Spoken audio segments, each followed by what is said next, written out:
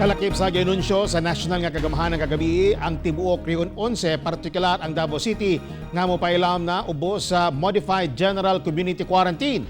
Sayron taandog ang detalye sa live report ni Sheila Vergara Rubio. Sheila. Sugod karong adlaw July 1 kutob July 15 ilawom na sa MGCQ ang Davao City. Busa ang kagamhanan gilay nagpagulaog guidelines subay sa maong quarantine status. Subay sa gipagula nga quick guide sa Davao City LGU, gipahimangnuan ang katawhan nga padayong magsuot og face mask nga mutabon gayud sa baog ilong, ingon man mo distansya og 2 metros sa uban. Sanglit do na pa'y quarantine, ang movement sa mga tao kinahanglan alang lang sa trabaho, pagpalit pagkaon og tambal o pag-adto sa ospital o emergency lamang. Ang travel pasulod sa Davao itugot alang sa mga returning resident o alang sa trabaho o business lamang. Samtang ginadiscourage ang paggawas sa Davao gawas kung importante gayud. Pabiling gidili ang turismo. Pabiling gamiton ang FM Pass kung mugawas kung asa ipatuman gihapon ang number coding. Ang curfew padayong ipatuman gikan sa alas 9 sa gabi kutob sa alas 5 sa buntag. Aduna gihapoy 24-hour liquor ban apan subject to review karong July 15. Tugutan na ang mga bar, karaoke ug ubang entertainment venues apan up to 25% lang sa venue capacity ug gikinahanglang ipatuman ang strict disinfection kada human og gamit sa customer.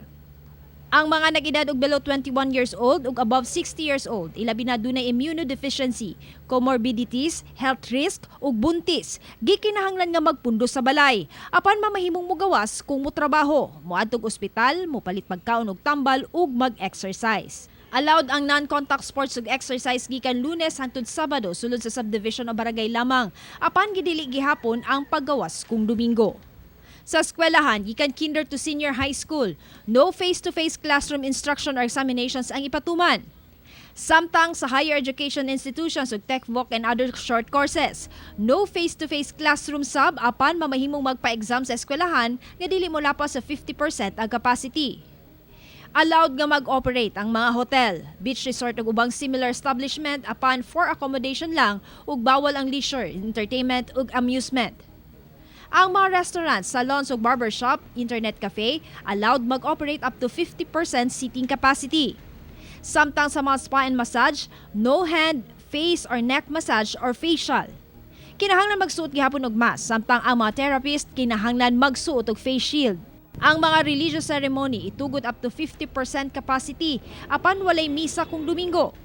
Samtang alang sa makasal, bunyag ug uban pa, maximum of 25 katao lamang ang makatambong.